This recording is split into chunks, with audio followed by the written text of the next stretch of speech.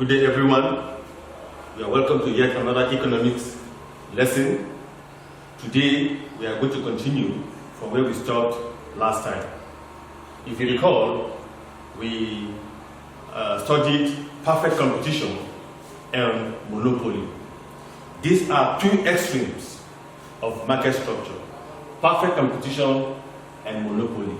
So in between perfect competition and monopoly are other types of market structures, which we are going to consider one after the other. The first one we are going to consider today is the monopolistic competition. Monopolistic competition. What is monopolistic competition?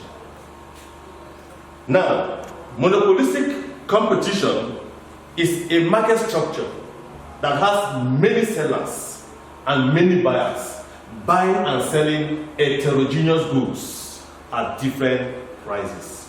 The goods are heterogeneous, meaning they are differentiated goods. And these goods are sold at different prices because they are different in quality, different in quantities. So they are sold at different prices. In short, this is one of the most realistic markets we can find around.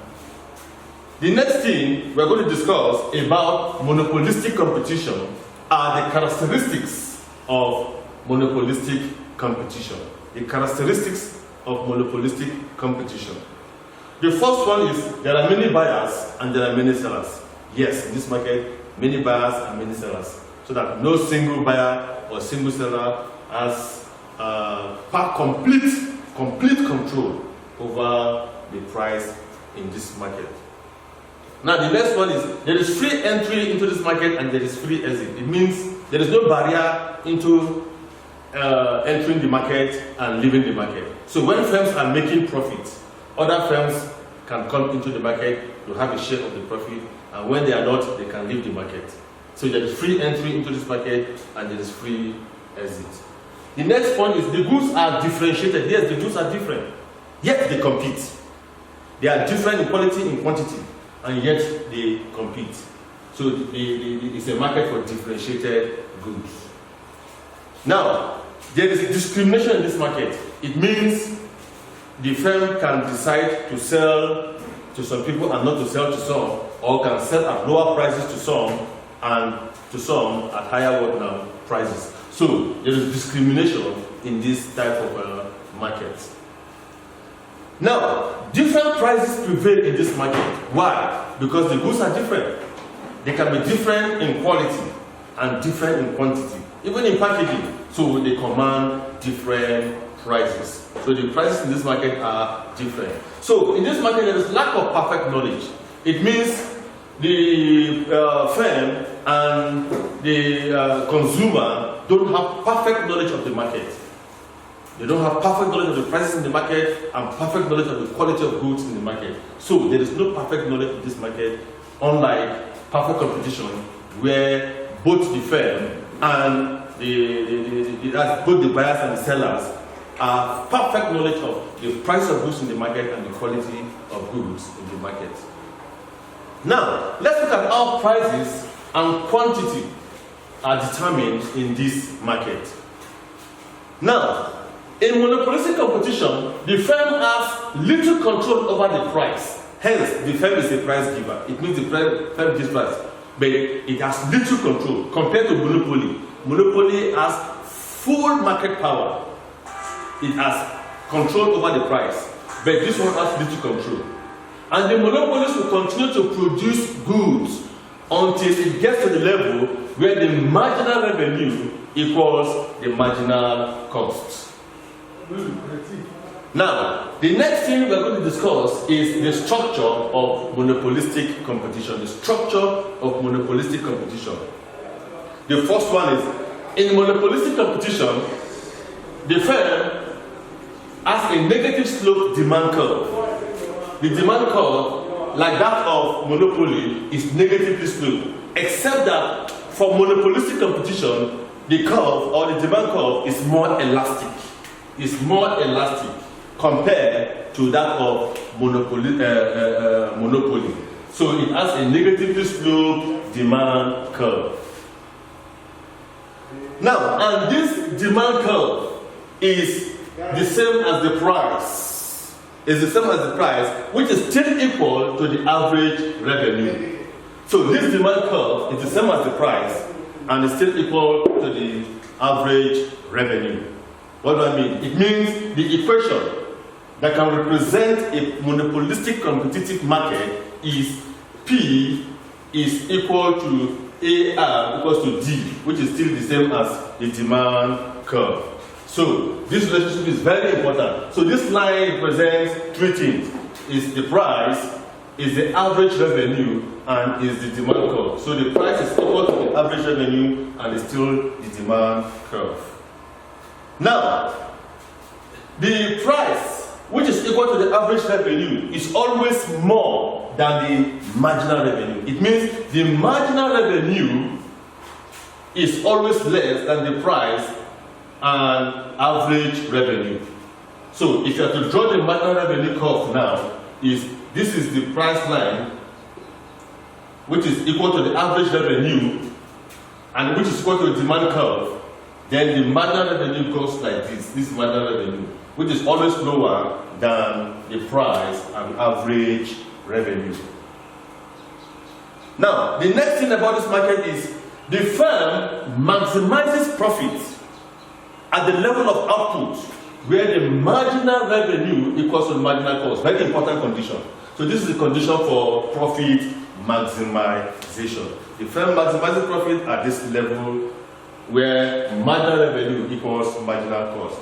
And the next one is there is no fixed price in this market. Like I said earlier, the goods are different in quality and in quantity. So they command different prices in this market. So the goods are not perfect substitutes. They are just close substitutes. And then the next thing about the structure of monopolistic competition is the average cost is U-shaped. This average cost, and then the marginal cost cuts the average cost from the minimum. Very important relationship between the marginal cost and the average cost. The marginal cost always cuts the average cost from the minimum. It's very important. We are going to use this later as we start explaining equilibrium in monopolistic competition. Now, let's look at equilibrium in monopolistic competition now. Now, equilibrium is reached at the level of output that maximizes profit. There is a particular level of output the firm has to produce up to that gives the firm the highest profit. Any output other than that, profit will fall. So this level of output is the output where the firm maximizes what now? Profit. And at that output, the firm marginal cost is equal to the what now? Marginal revenue. The marginal cost is equal to the marginal revenue. Now, let's look at short-run equilibrium of the firm now. The short-run equilibrium of the firm. In the short run, the firm makes abnormal profits. The firm makes abnormal profits. Now, this is the diagrammatic representation. We have our y-axis and x-axis here. This is our price, our quantity here. Then we are going to measure average cost here, marginal cost here also. Like I said, the demand curve is downward sloping. It has a negative slope and it's more elastic compared to that of a monopoly. So the demand curve goes like this, and I said the demand curve is equal to the average revenue, and then it's still the same as the price. Now, the next thing we are going to draw is the marginal revenue. Like I said, the marginal revenue is always lower than the price and average revenue. So the marginal revenue comes like this. So this is the marginal revenue curve. So the next curve we are going to bring into this diagram is the average cost. Now the average cost, like I said earlier, is U-shaped like this. So this is the average cost. It means at a lower output, the average cost is high. As the firm keeps producing more, the average cost will keep falling until it reaches minimum and will start rising again. That is the behavior of the average cost. And shortly before now, I said the marginal cost cuts the average cost from the minimum. So this is how it is, from the minimum. So this is marginal cost. Now, what did I say is the condition for equilibrium? I said the firm reaches equilibrium at the level of output where the marginal revenue is equal to the marginal cost. So we are going to locate this place on this diagram.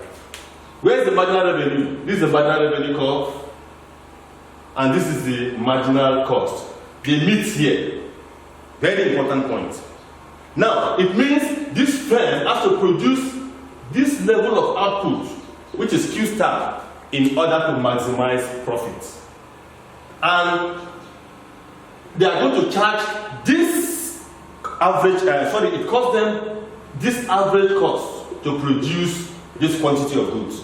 So it means on the average, this is what it costs the firm to produce each commodity. Now, at what price will this firm now sell the commodity? We are going to know that by still tracing this upward until it reaches the price line here, and then go this way, then this is the price. So, the price is P, let me just say P1, the average cost is AC, and the quantity this firm has to produce in order to maximize profit is Q star. So, if this is the quantity, and this is the price, you recall I said, how do you calculate profit? Is total revenue minus total what now? Cost. So it means total revenue is equal to the price times quantity. This one. What do I mean? If a firm produces 100 goods and sells each at 10 naira, what is the total revenue? Total revenue is the total income earned by a firm from the sale of all its products. So, what will be total revenue here is price times quantity, and then it's going to be 100 times 10, which is going to be 1,000. So the firm's total revenue is 1,000. So, if this total revenue, which is price times quantity, it means price times quantity here gives you the total revenue. So the entire box here, this entire box here, is the firm's total revenue. So the total revenue of the firm is, let me label here A and here B. So it's going to be this point, which is P1, point A, which is A, O, Q star. So the entire rectangle, this entire rectangle is the firm's total revenue. Now, how do you get the total cost? Total cost is equal to the average cost times quantity. Average cost, like I said earlier, is the cost of producing a particular commodity, the average cost of producing a particular commodity. And if you multiply the cost of producing one by the total quantity, then you will have the total cost of production.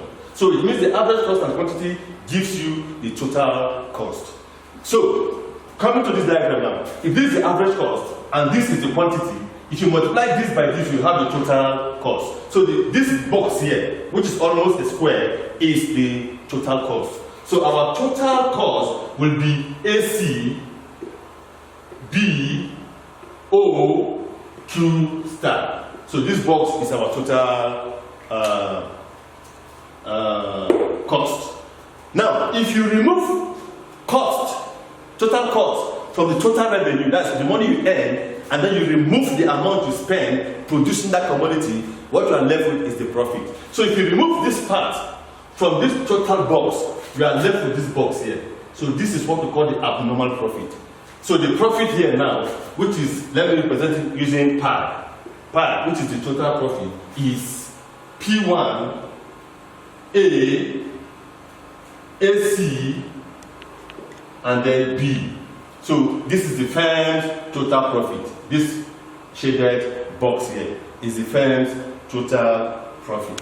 So this is the equilibrium of the firm in the short run. The firm is making abnormal profit. Like I said earlier, what happens when there is abnormal profit in the market? There is no barrier to entry. Other firms can enter into this market because there is free entry and then there is free exit. But we can still represent here this alphabet here using figures. If I decide to put 10 here, and decide to put 8 here, and 100 here, the interpretation is this. For this firm to maximize profit, the firm has to produce 100 units of goods and sell each at this price, 10 naira. And on the average, each costs the firm 8 naira to produce. So let's do the calculation. Let's calculate the profit based on this information now. Now, based on this information, the profit now is going to be total revenue minus total cost. Now, what is our total revenue? Is price times quantity. And what is our total cost? Is average cost times quantity. Recall? Now, what's our price here? Is 10. What's our quantity here? Is 100. What's our average cost? 8. What's our quantity? 100. So if you multiply now, the total revenue is going to be 1,000 minus the total cost is going to be 800. So if you minus 800 from 1,000, you get 200. So this firm is making supernormal profit of 200. Now, this is, I hope you can do this calculation whenever you are given in any exam. The next thing we are going to discuss is the long-run equilibrium of the firm. We are just through with the short-run equilibrium. What happens in the long run? In the long run, the firm is making normal profit. As firms go into the market and they leave the market, time will come when there is no incentive to enter the market nor to leave the market. So at that point, the firm has reached what now? Equilibrium. So the firms in this market are making normal profit. There is no economic profit, no supernormal profit. Now, this is I will show it in the diagram. Like I said, this is our y-axis, this is x-axis, this is 0. Our price is here, we still measure average cost here and marginal cost here. And then we have our quantity here. Don't forget, I said the demand curve in this market is very, very elastic because the goods are competing. So the demand curve is very elastic. And then I said the average cost is always lower. Now, let's bring in now the marginal cost is always marginal revenue is always lower than the what now? Price and then the average revenue. Now let's bring in our average cost now. The average cost now will be drawn this way so that it lies on the price line. Can you see this? It's not the way I drew the first one. It's on the price line here. On the price line.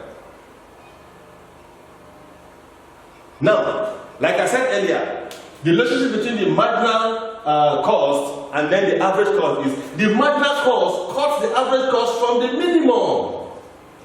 Can you see? Now, this firm reaches equilibrium at the level of output that maximizes profit, where the marginal revenue is equal to the marginal what now? Cost. The condition is met here. Why? This is the marginal what now? Revenue, and then this is the marginal cost. This is where they meet. Now, this firm will produce this quantity Q star and then charge this price P. And at this point, the price is equal to the average cost. Average cost, look at it. It costs you on the average 10 naira to produce a commodity. I will sell the commodity at 10 naira. Are you making profit? No. At this stage. So this is the long-run equilibrium of the firm. So at this level, there is no incentive for the firm, for other firms to enter this market, nor to leave the market. So with this, we have come to the end of monopolistic competition. Then I have an assignment for you to do and then submit. Explain the similarities and differences between perfect competition and monopolistic competition. When you are through, you can use the following information to submit your assignment. The information are there for you. Thank you. We'll see you next time.